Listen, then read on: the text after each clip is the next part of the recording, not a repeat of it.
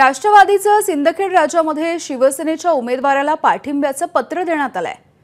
शशिकांत खेडेकरांना पाठिंब्याचं पत्र फेक असल्याचं स्पष्टीकरण आता राष्ट्रवादीने दिलंय। अधिकृत उमेदवार मनोज कायंदेंना डावलून शिवसेनेला पाठिंबा दिला आणि त्यामुळे काहीशी खळबळ उडाली। तर हे पत्र समोर आलेलं होतं, मात्र हे पत्र फेक असल्याचं कळतंय आणि यानंतर आता राष्ट्रवादीकडून याचं स्पष्टीकरण आलेलं आहे। शिवसेनेच्या कोणत्याही उमेदवाराला पाठिंबा दिला नाही असं स्पष्टीकरण आता राष्ट्रवादीकडून येतंय। सिंदखेड राजामध्ये शिवसेनेच्या उमेदवाराला पाठिंबा दिल्याचं पत्र व्हायरल झालेलं होतं। शिवाजीराव गर्जे साहेब यांची जी स्वाक्षरी आहे ती बनावट आहे।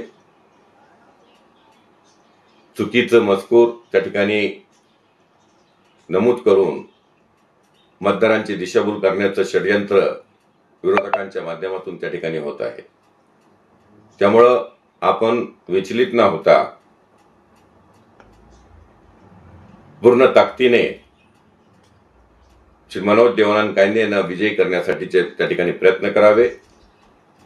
अशा बनावट पत्राची दखल घेण्याची काही आवश्यकता त्या ठिकाणी नाही। एबीपी माझा, उघडा डोळे बघा नीट।